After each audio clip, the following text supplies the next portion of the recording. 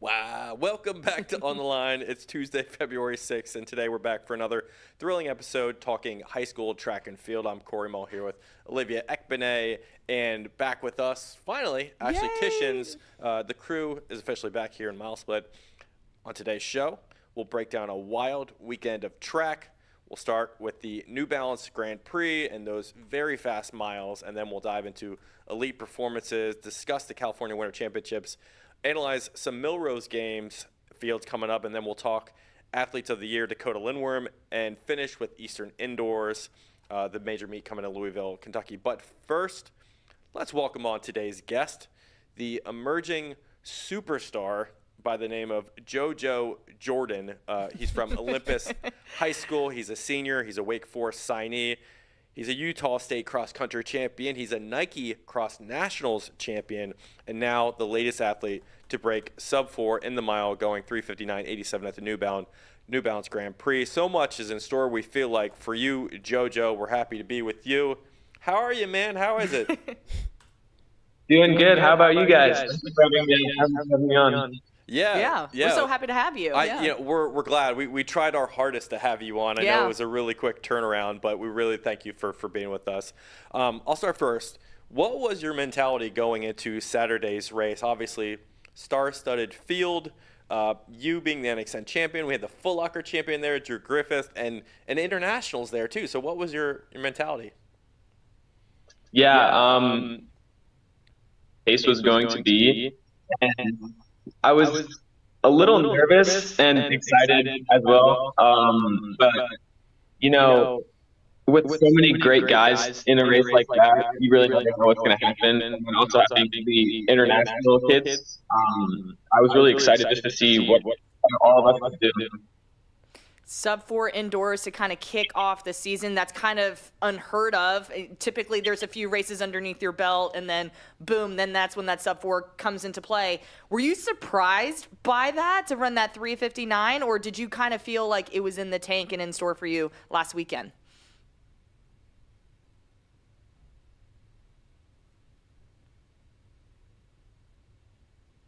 Being able to do it so early was kind of surprising, but I came through 1200 and I thought I had it in me, so I went for it and really just caught the lights and really wasn't expecting it, but I'm happy it happened. Mm-hmm. Can you walk us through the splits that you were striving for and just kind of like how you were feeling per 400 meters? Yeah, so of course Sub-4 wasn't the big goal there. It was really just to compete. So I wanted to come through in around 202. I think I probably came through in faster than that. Probably like around 201. Pacer did his job perfectly. I think he hits 30s every single time and really just set us up perfectly. And then when he stepped off at 1200, I felt good. I think I was like, I knew I had to close really hard through that last 200 because I just locked onto the lights. And then once I ended up passing him, I knew it was going to be close. So probably the most horrendous lean of my life, but I ended up getting it. Now, looking at what you've done, just last year in the 1600, for instance, you ran, I believe, 406 outdoors in the 1600. And then, you go to indoors this year and you open up at the mile and you run 3:59. Like, I'm just curious, like, have you been working on that speed? Like, what do you think has been the biggest, key for you training wise going into this to kind of see that improvement? Yeah. So, throughout the cross country season, my coach knew my goal was Sub-4 this year. So we always, like, every workout ended in some type of speed. Did strides probably 5 to 6 times a week. Just to get my legs used to the faster stuff. But almost all the workouts either ended in 200s or 300 150s. And I think it's really something that just helped keep me feeding my legs over the cross-country season. And I was ready to move faster going into this track season. Obviously, statement-making run here, pretty crazy to see that happen already. And, it comes a couple weeks just after, Gatorade announced their cross-country players of the year. Do you think that maybe gave you any little extra motivation going into this race too? Like, were you thinking about that as well? I mean, I saw it. I don't really think high school accolades mean much outside of high school. I've got bigger goals in college. I think it would have been cool to win at least Utah, but I'm super pumped for Danny. Definitely deserved it. Gave me a little bit of motivation, but really wasn't the key to my success. JoJo, just curious here. Your mile PR before Saturday was 4:08. Do you and you break 4 right away? Do you feel like any guy who's like in that 4:08 territory going into their senior year has an opportunity to also like do the same thing you do, or what are your thoughts on that? Because it is getting kind of we had 5 guys last year. Yeah, I mean, it's unreal. I think if you're close to that coming into the senior year, it's really just on the table. So many guys have been doing it lately, and I think it's really just brought the sport to another level. And I'm excited to hopefully grab a couple more guys under that barrier, and it's going to be a great season. I'm going to switch gears really quickly. I want to ask about any hobbies you have off the track. Now, I looked at your Instagram. You have a great Instagram account, by the way. Good race photos, a little bit of everything. I saw an Instagram photo from 2018 where you were fishing with your dad. Maybe you caught some fish. What's an interesting hobby you have off the track? Yeah, definitely fishing. If I'm not running and I'm not going to school, I'm most likely fishing. It's something that I really just grew up with, and I go by myself or go with my dad. I really just try to spend as much time outdoors. It's something that I've just really grown to enjoy, and it really just lets me relax. But yeah, that's like the main thing. I spend most of my time doing that. What's the biggest fish that you caught? How much did it weigh?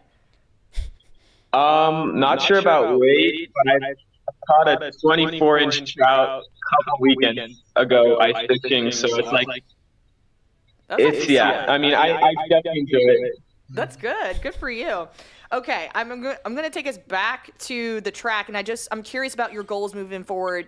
NXN champion, being the first boy this season to break 4 minutes in the mile. Like, what are you looking forward to as the rest of this indoor season and outdoor season just kind of unfold for you? Something that's been really big for me is really just competing and going for wins rather than time. Yeah, I mean, I learned that at NXN that the time was out the door, and it was really just to compete the best. I'm excited to just drag more people to hopefully go Sub-4. And then, of course, I would love to lower that PR. Living at altitude, I don't get many opportunities to run a fast mile. So I think a state record would be nice in either the mile or the 2 mile. Excellent. But other than that, it's just really competing.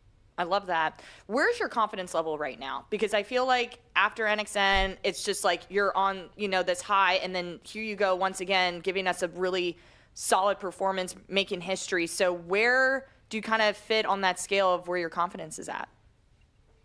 Yeah, it's really just skyrocketed over the past month. Just building workouts from, what I've accomplished, and then going Sub-4. It really, I think, shows that I don't have I shouldn't put a limit on what I should go for, and I think I'm really excited just to see what I'm able to do this season.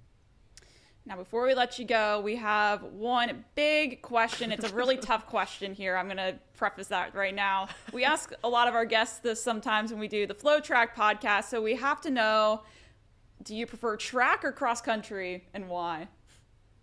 Most definitely track. I like going a little quicker.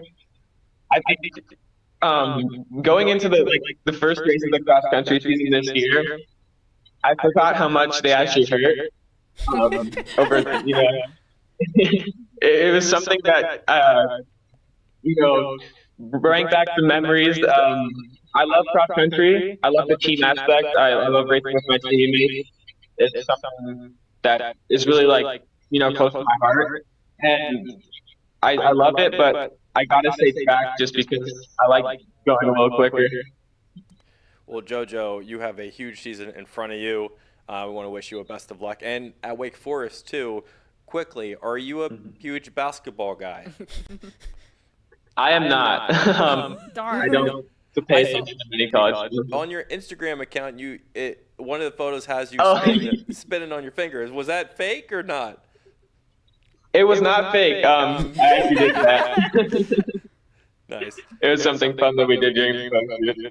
I gotcha. Well, best of luck as you move forward toward the season. Thank you so much for being on our show, okay? Yeah, thank you for having me. Thanks, JoJo. Thank you. All right, thank you very much. Awesome stuff from JoJo Jourdon, who is quite quickly becoming the best distance runner in his class in 2024. Much to be decided, though, in the coming months. Let's go to the New Balance Grand Prix, which took place on Saturday and Sunday at the track at New Balance. There were 2 high school mile efforts that went down, both of which were historic. We had JoJo Jourdon's 3:59. We also had Sadie Engelhardt's 4:34, which was a huge PR for her, third fastest time in girls' high school indoor history. Let's start with just these 2 races. What were so special about them, Olivia? Yeah, specifically just going back to JoJo, he became the 21st high school boy to break 4 minutes in the mile and the 6th to do it indoors. And honestly, I just think that's more impressive because I think it moves that timeline a little bit sooner because we see a lot of kids go after it during the outdoor season. But hey, we have a kid that did it during the indoor season, 3:59.87, and JoJo just went from 4:18. I know we discussed this in the 1600 meters last year to Sub-4 this year. And Corey, I know you wrote about this over the weekend. That's an 8 seconds of improvement in a matter of 6 months. Like, that is absolutely ridiculous. But also we had Drew Griffith in that race with the 4:02. Clay Shively finished 4th with the 4:04. So we're starting to see a lot of these kids get right on that bubble. So it's just exciting to see potentially how many more boys can follow in JoJo's footsteps of just breaking 4 potentially this indoor season. Ashley?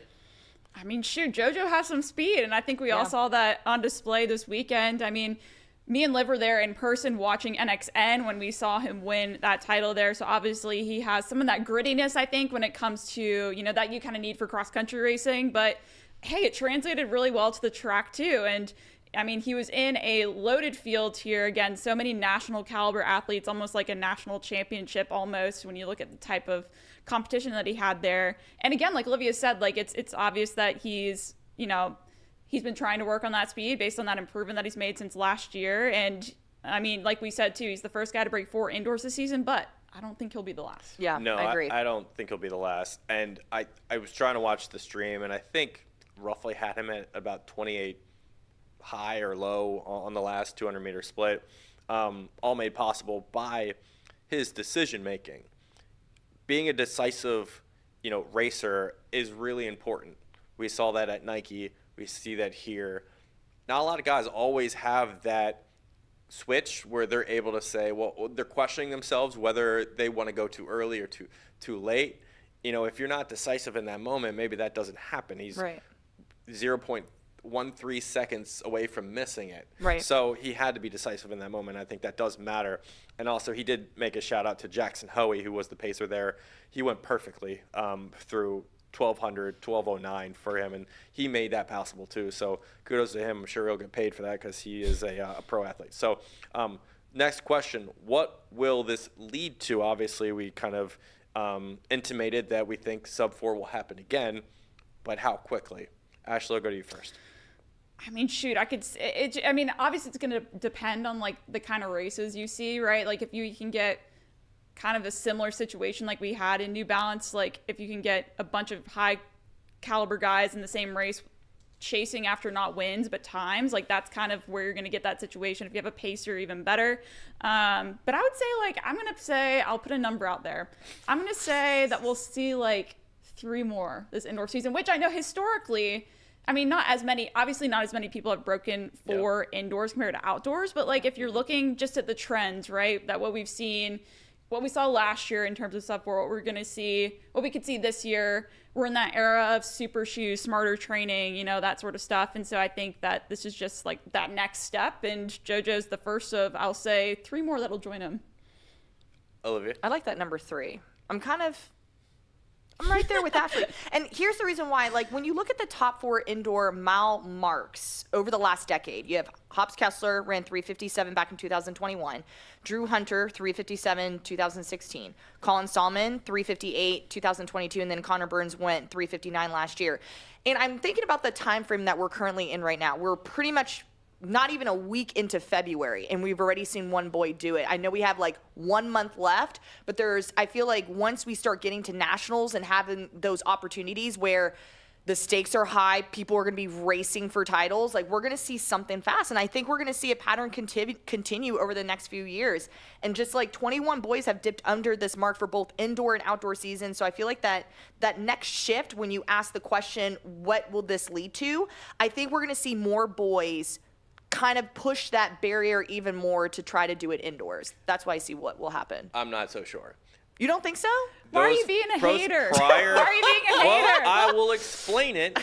The prior 4 boys that you talked about, Kessler, pro field, Hunter, pro field, Salmon, pro field, Burns, pro field. Mm-hmm. He was in a high school field, but he was paced. That's why I said it depends on the type of field you get. It will, and at those national meets, they don't put a pacer in a national championship race. So it becomes harder when you, kind of lean on high school boys to do their own pacing, and it's, it's different for high schoolers that maybe go out way too fast. And you look at his race, it was really, really even.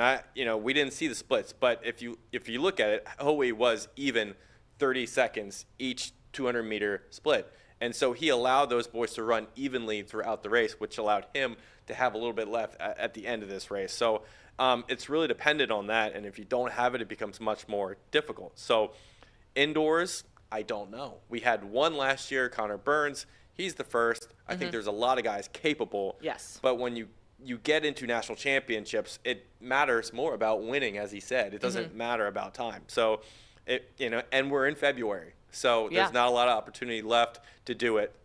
So with that being said, I'm going to say maybe one more.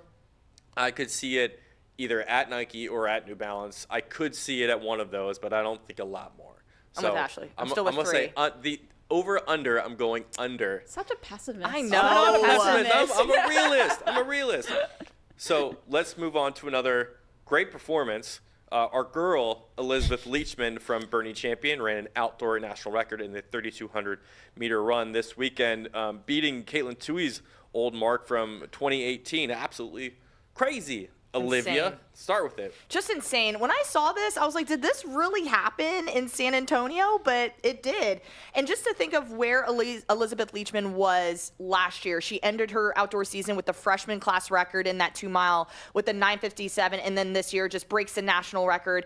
And it wasn't a slow national record. When you hear the name Caitlin Tuohy, you know it's legit. So the fact that she, was able to lower Caitlin Tuohy's 9:47 to her very own to 9:45 is ridiculous. And the fact that she also doubled and ran the 800 there too in a 2:13 is insane. And I know Will Grundy had an amazing article about Elizabeth Leachman's performance, and he wrote that the volunteer coach Jennifer Breyer described Elizabeth during the race, and she was just quote unquote chilling, smiling, laughing. She started laughing at me when she went through the mile under 5 minutes, and she just kept speeding up. And I think it's just insane that she was somewhat training through this race. So I don't even think she had the goal of potentially breaking this national record. She was just kind of out there competing. And so, to be honest with you, I'm not really surprised because she's coming off a really solid 3K performance in January where she went 9:16 at the Texas Tech Corky Classic against NCAA competition in altitude. So you already know this girl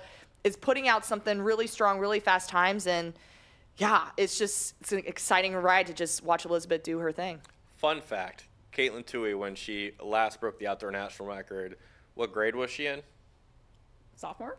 Elizabeth Leachman. Sophomore. There we go. Ashley, what are your thoughts?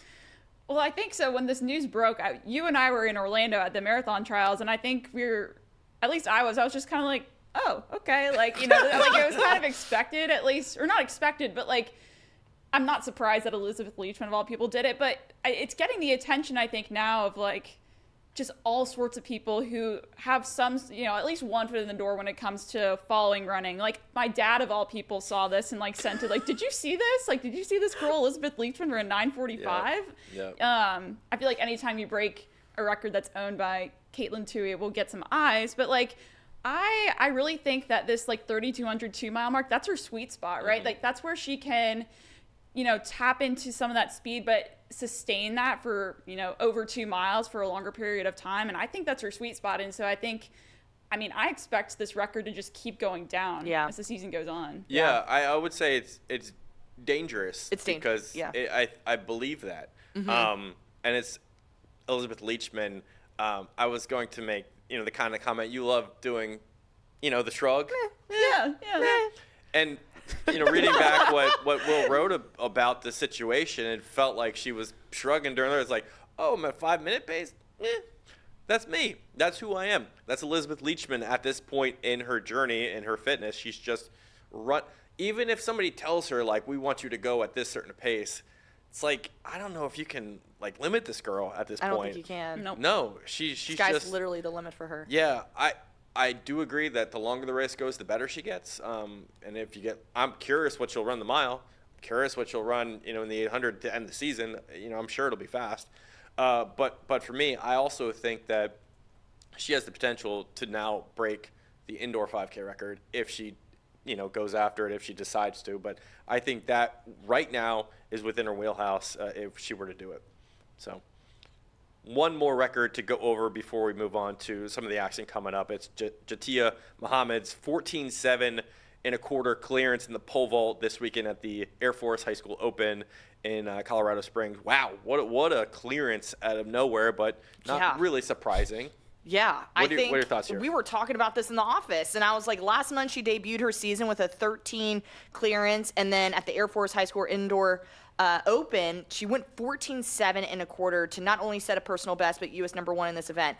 To put this in perspective, this girl cleared 14 feet last year. So she had a 7-inch improvement, and this is her second time over 14 feet in this event, which is absolutely ridiculous. Like, how do you get over 7 inches of improvement in just a season like that? That's amazing. So this moves her up to #4 on the all-time in this event, and she's joined 3 other girls this indoor season who've cleared over 14 feet in 2024. So just thinking about it, just hearing the history of the pole vault, only 20 girls in history have jumped over 14 feet or better. So she's just moving on up in those rankings. I will say what helps her situation at this point is I don't think she competes for her high school. High school might kind of place you into meets that you might not necessarily want to compete in. Yeah. So at this point, you know, out of San Jose, California, she chooses what she wants to do, which gives her breathing room and time to focus on the things that she can. She's probably getting on bigger poles. She's probably, you know, working on her track fitness too. And I think there's a lot of areas that allow pole vaulters to move higher, but the majority of it is getting in whatever shed you go to train and getting in the reps in. We saw it in Texas just a few weeks ago. It's about repetition over and over and over again to get there. And Muhammad and her brother are really good talents. It's not just her, it's her brother too. So I just think it's kind of that all in itself. Ashley, what are your thoughts here? I mean, I think what I liked the most about this is actually seeing that jump that she did, because we had video of it on our stream at Air Force, and like you could just see the shock on her face and just the, you know, she was so overjoyed. Like this was, like Olivia said, just such a big improvement for her. And I mean, I know you talked about this last year with, like, you know, people like the Mole sisters, like that 15-foot mark could be in reach now a little bit more. Agree. You know what I mean? Yeah, I think so. Like obviously, I think now after what we've seen with the Mole sisters, like that is like, you reach 15 feet when you're like a high school girl and pull up, like, wow, like that's just incredible. So I wouldn't be surprised if maybe that's what she tries to strive for towards the end of, you know, her 2024 season. I didn't think anybody was going to touch it, to be honest, after what they did last year. And this, what we saw with Mondo, kind of the fall off after that season, there was a little bit of just people following the wave a little bit and reaching those 18-foot heights right after he did it. I think there's some truth to that curve. As others hit remarkable highs, sometimes the wave carries you right there, close to the sun a little bit. So I think there's something there to Muhammad. You think 15 feet by the end of the year? I'll say yeah. 15 feet? At this rate, yes. Okay. I'm not going to be a hater here. I'm going to say yes on 15 feet. Okay, good. Thank you, Corey. Yay. Thank you. Next up, California Winter Championships. They took place this weekend in Arcadia, and they signaled the end of the winter season for the Golden State and also the beginning of the outdoor season. A lot of non-traditional events here in California, not the CIF system. It mirrored a lot of the indoor distances. But what were the best moments in our eyes at the California Winter Championships, Ashley? I think I got to start with our guy, Kai Ricks. I think we're all pretty big fans here of Long Beach Poly, and he did the 300 and the 600, 33.85 for 300 and 117, I believe, in the 600. And he's one of those where when you look at him in the outdoor season especially, he's that 400, 800, true mid-distance guy. And so I think we're seeing here already, he has some of that speed, but can also extend that out over, to that 600, which could translate very well to that 800 come later on indoor into outdoor as well. So really impressed them there. And then I believe, Corey, you're going to elaborate on this a little bit more, but Megan Humphreys, she just seems so versatile. Obviously I think that multis could be her sweet spot there. And because she's really good on the long jump, really good in the high jump, and that can go big ways for the multis. Yeah, she's scary. Olivia, what are your thoughts from the Winter Championships? Yeah, I agree with Ashley with Zy Ricks, just impressive performances, and he was the runner-up last year in the 400 meters at the CIF state championships. So just seeing his performances in the 316 in the 600 were quite impressive. Kind of on the sprinter side, I don't care if there's wind or not. Michaela War of Canyon ran so well in the 60 and the 300 meters. She went 7:28 and 17:42. For the 150. So I think that was just extraordinary to just see that speed kind of come into play there. And then Maximilo Zavella of Martin Luther King went 3:59 in the 1500. So just slowly trucking away at just improving each, as the 100 meters continue to add on as we get closer to that mile. And then Deshaun Banks of Birmingham cleared 6'9" in the high jump. So just getting closer and closer to 7 feet there. The girls' 60 was interesting because War beat Nia Clayton, who's the defending CAF 100-meter champion. I think Nia is the girl to beat as we go into the spring here. Obviously, the 60 is a different race. It's a completely different race, yeah.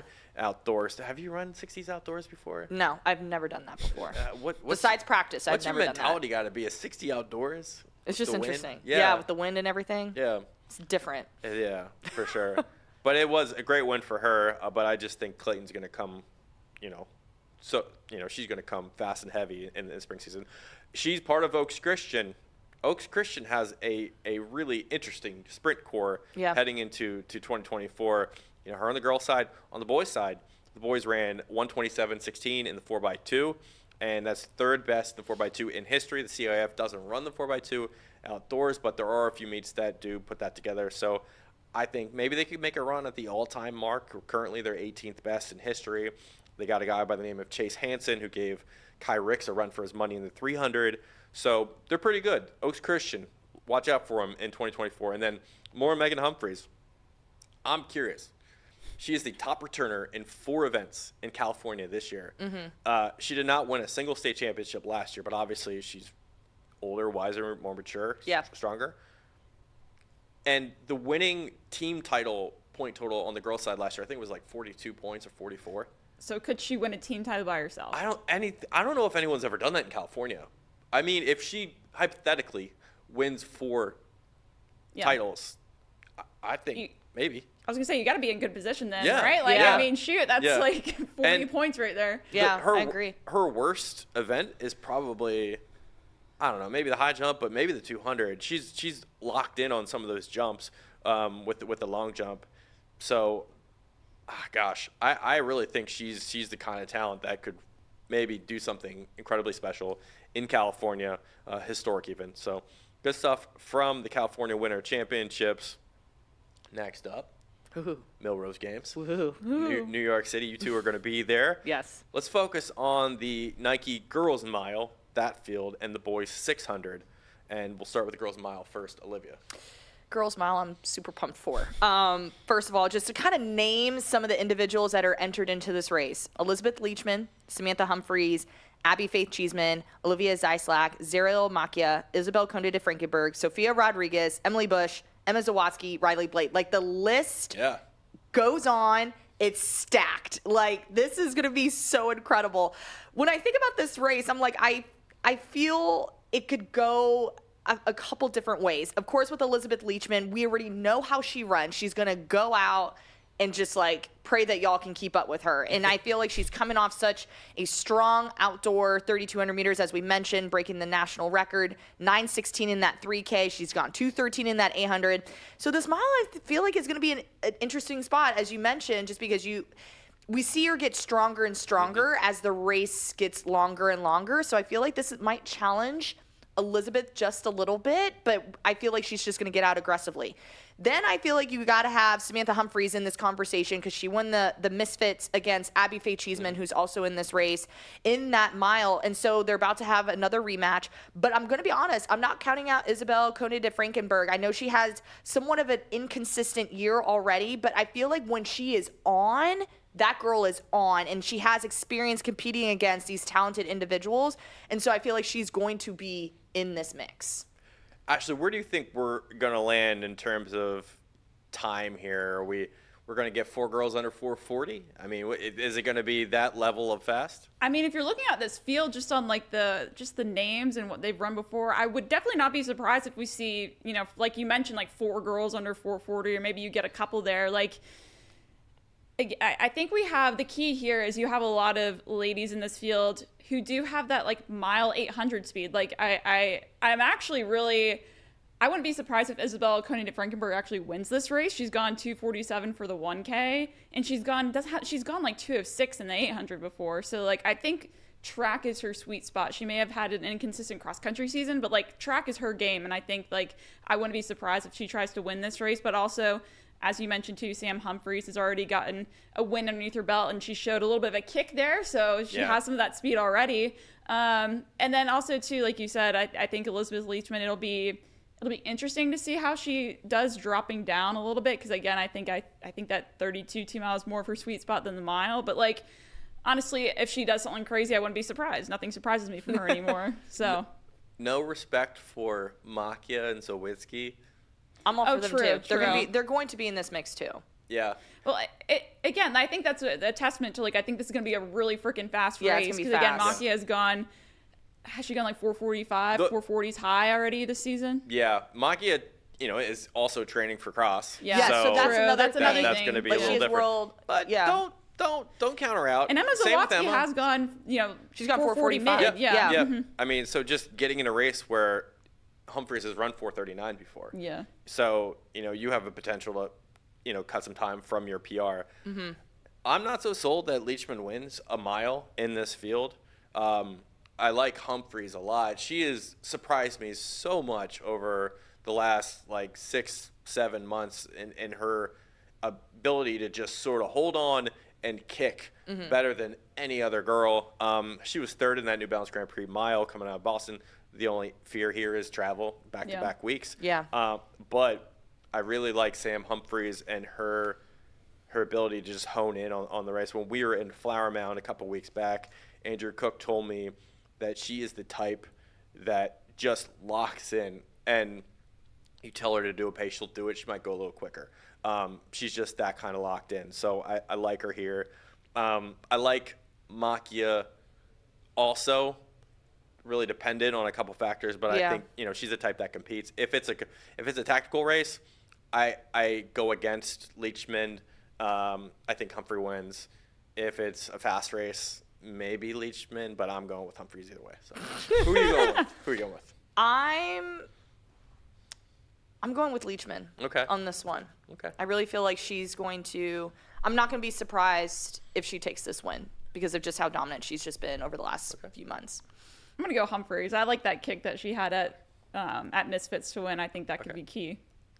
Boys 600. Oh, gosh. Locked in here. I'm going to be Yes. looking for the popcorn in Millrose at the Armory. Yeah, go on. This is the popcorn moment for me. I know this girls' mile is going to be epic, but we're finally, I know it's an off distance, 600 meters, but I'm finally going to see the showdown that I think we've all have been waiting it's for. a 600. It's I not don't care. the. It's not not the showdown. showdown. It's not the It can't showdown. be It's- the showdown. I think it is. It's not. You have Quincy Wilson, Jonathan Sims, Colum Abrams, all in this race. In a 600. In a 600. Not the 4. I think the it's in 600 it. is key there. I think Okay. That's we what still I'm want to saying. see It's the a very 400. interesting distance. However, I still think it's going to be exciting, and it's somewhat of a matchup. We get to finally see everyone kind of come together. 100%. Well, how do you think this plays out? Okay, well, what I wrote down on my notes here, the first 3 words on my notes are Jonathan freaking Sims. So I'll just start off by breaking down Jonathan Sims. You know, he's someone where ever since I think I saw him run, you know, he ran 45 point and like 152, I believe, at AAU Junior Olympics last year. Like, I've been completely sold on this guy. Like, I think this guy's the real deal. And he's probably more of a 400 guy, so this will be interesting where you're finding him in that 600 range. But again, he has run like 150s low in the 800. He can sustain a lot of that speed for a longer distance. So that I think that could play really well. Now, he's only run, I believe, once this season. He's run a 447 low, I believe. 47.6. 47.6. I think, yeah. But I think it'll be interesting now that like he's actually going to be pushed in this race by guys like Quincy Wilson, who's obviously had a fantastic year already, and Colin Abrams, who's more of an 800 guy. I'm going to lean Sims, but Okay. I'll just put it that way. Okay, fair. I think you all are missing the athlete here that might win in my eyes. Like, it's a great race for Quincy and John to match up and Colin to get those guys, 400-meter guys, to go at it. But I think Tyler Matthews actually is a better athlete to watch out for than any of them. He is an 800 guy, true and true, 148 last year, and he ran 117 at altitude on January 19th at NAU.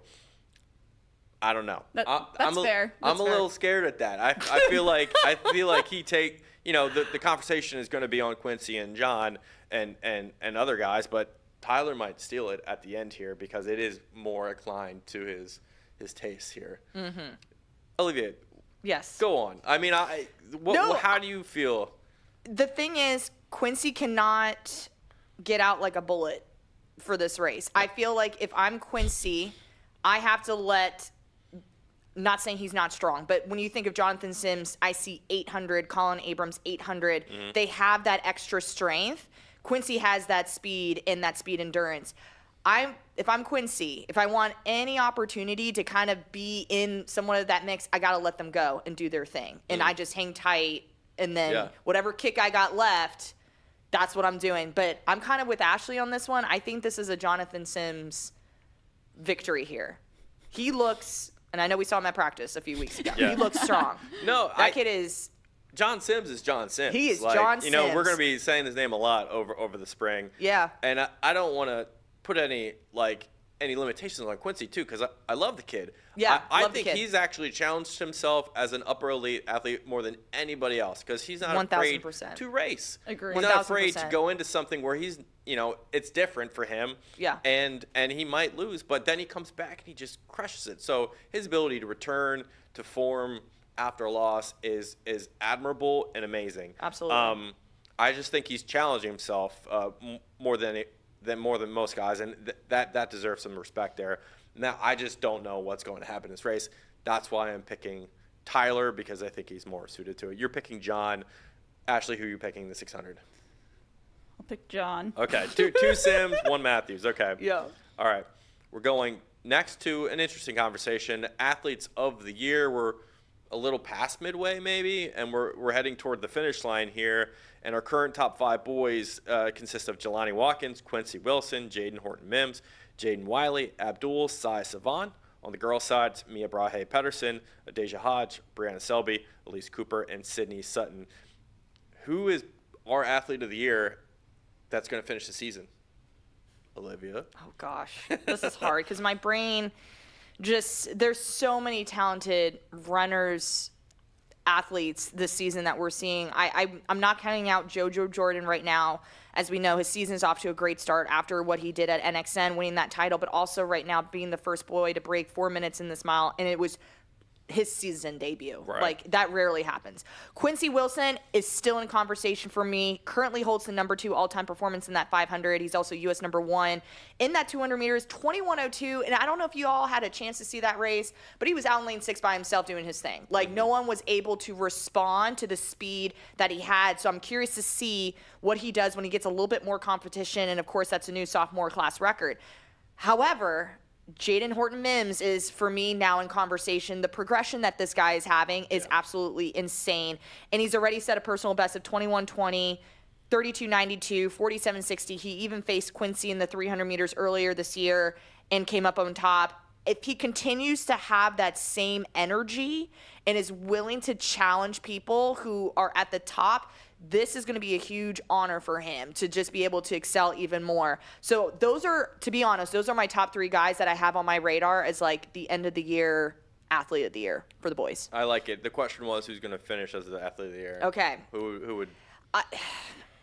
There's so many factors, but right now I have to think Quincy Wilson. Okay. That's where my heart is being tucked toward. I think we're both sort of similar to Ashley. Where is your head at? I mean, Quincy Wilson, I feel like there's no other question about that right now. Like, this guy, as you said, he's not afraid to go out there and race. So, like, he's going out there and dropping fast times. And, shoot, he got a near national record. He has a slew of U.S. number 1s to his name. Like, as long as that momentum just keeps going for the remainder of the season, like, I feel like there's no question he's going to be athlete of the year. Yeah, I agree. I think what he's done so far has proven to me, you know, when he loses, we have to knock him down, but he races again and he comes up like a champion. Yeah. So he's been having a great season.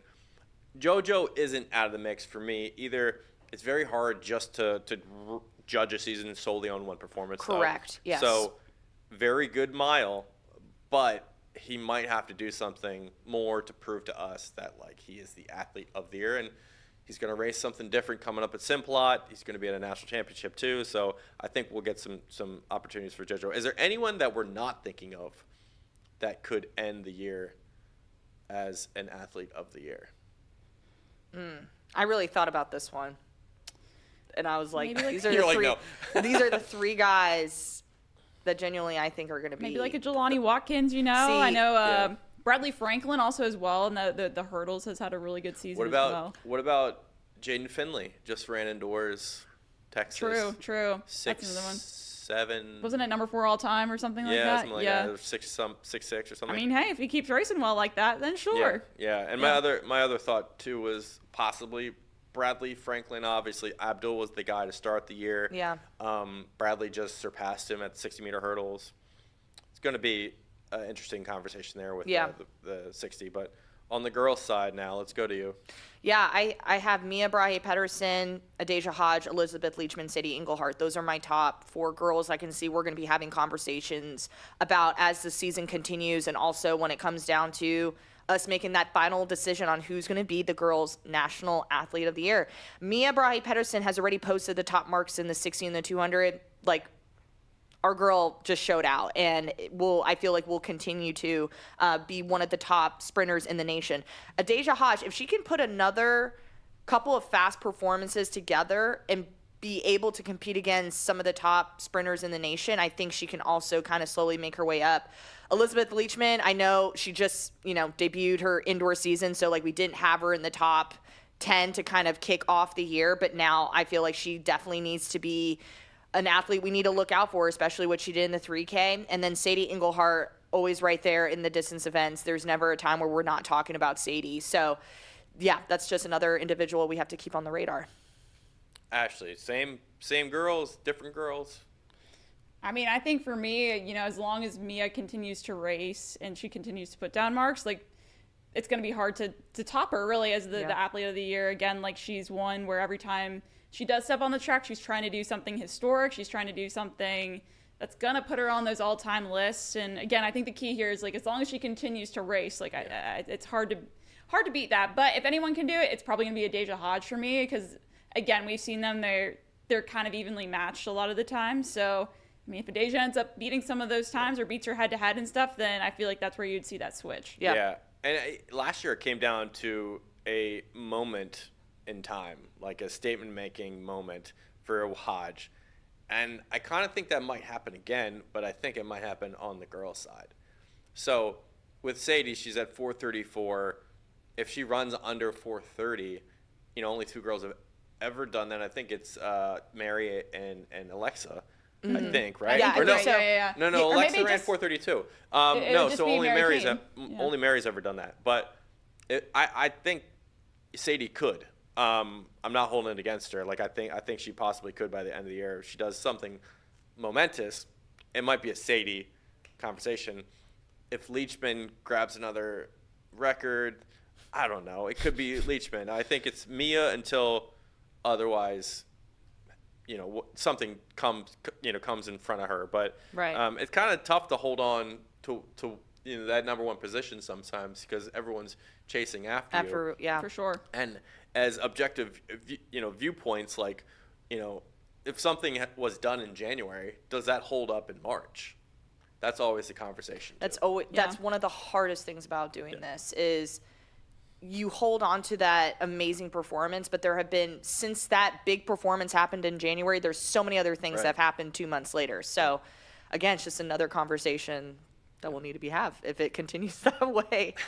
One more segment before we get to the National Media Week, and that is Dakota Lindworm, Yes. formerly Dakota Bolin. She's graduated from St. Francis High School in Minnesota, went to Northern University in South Dakota for college, turned pro, now has made the Olympic team in the marathon, but her high school PRs, wow, do they tell a story? 4K PR 16:27, 5K cross country PR 22:08, 1600 meter track PR 5:51, 3200 meter PR 12:40.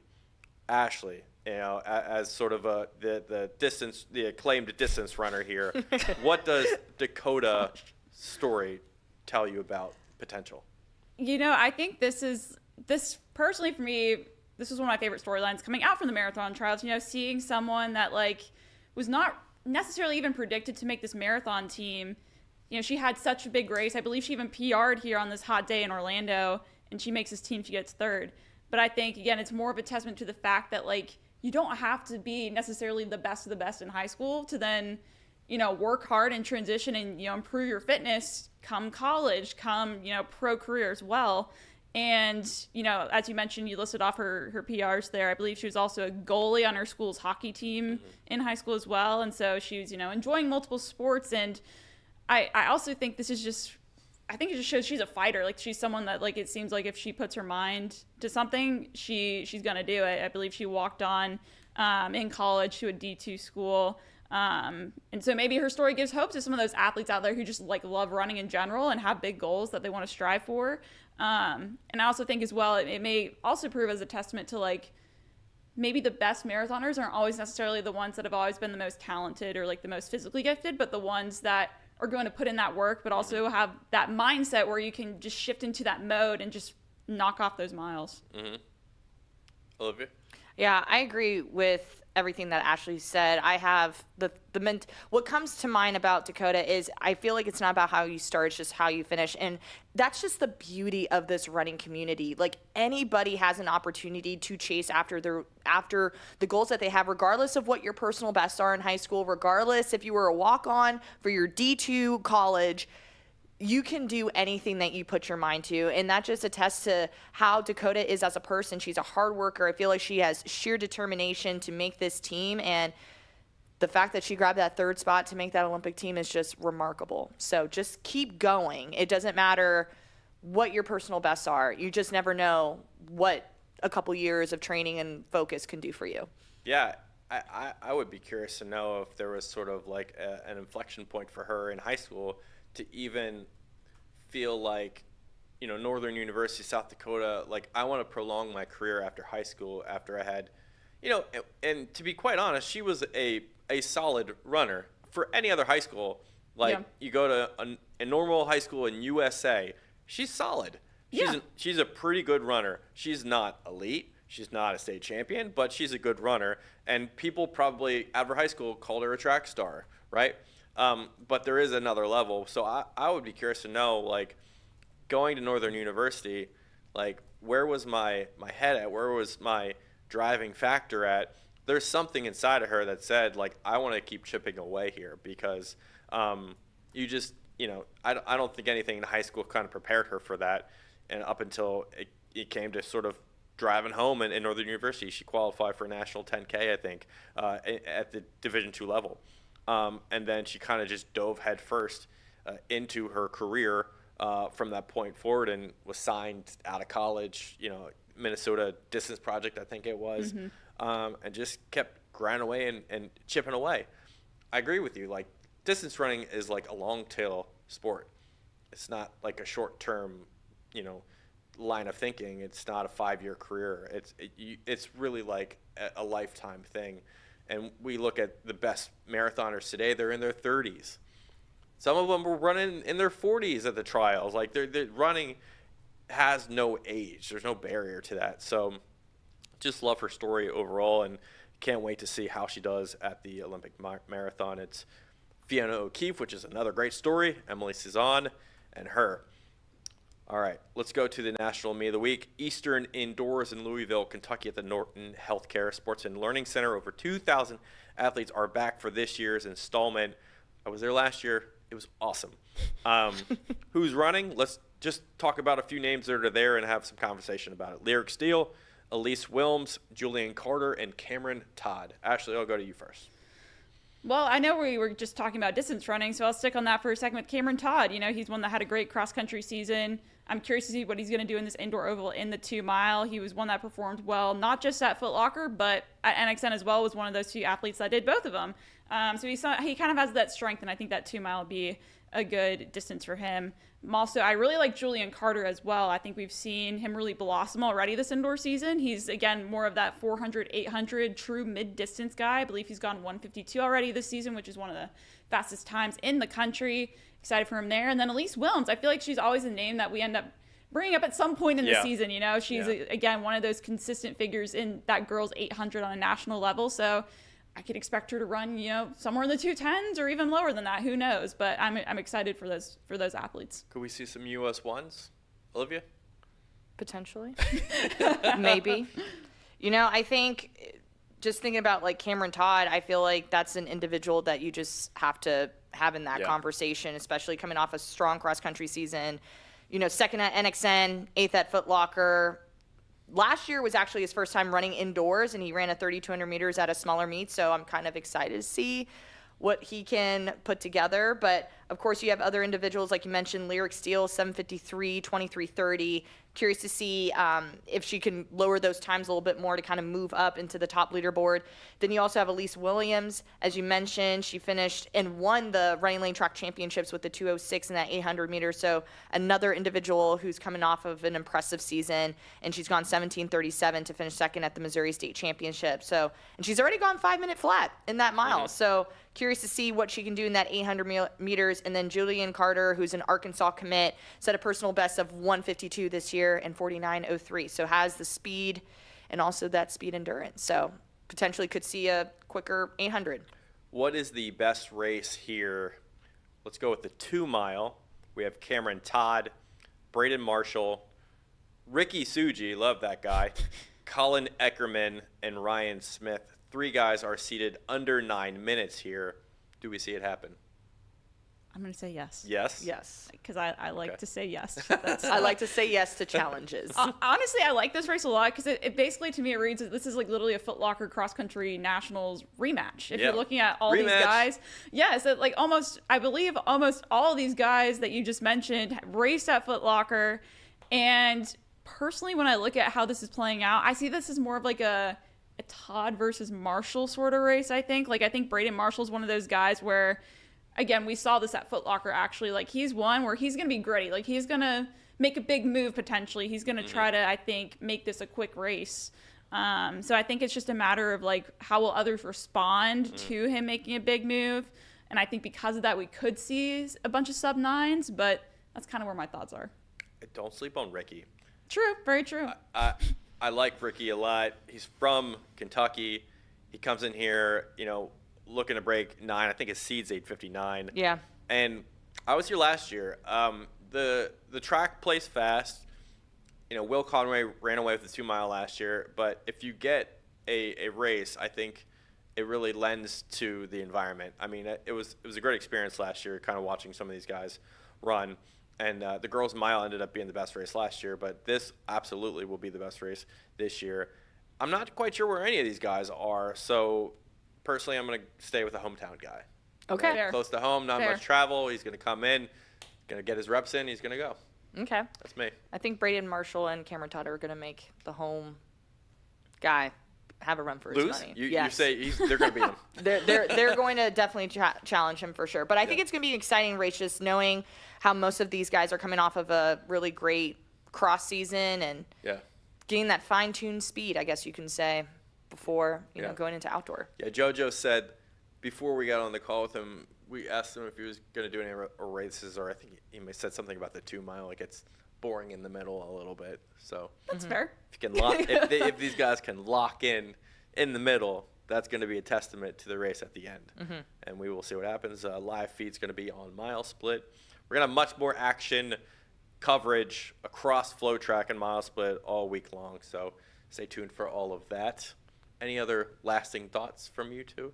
If you see us in New York, say hey. Yeah, we'll We're going be to there. be on the ground, holding it I down. want to meet the peeps. Come say hey. The peeps. the peeps. If you Say watch hey. the show, let us know. Oh, I just rhymed there. Yeah, we'll see you next Tuesday after all this action. We'll talk more high school track and field. Thanks for watching. We'll see you later.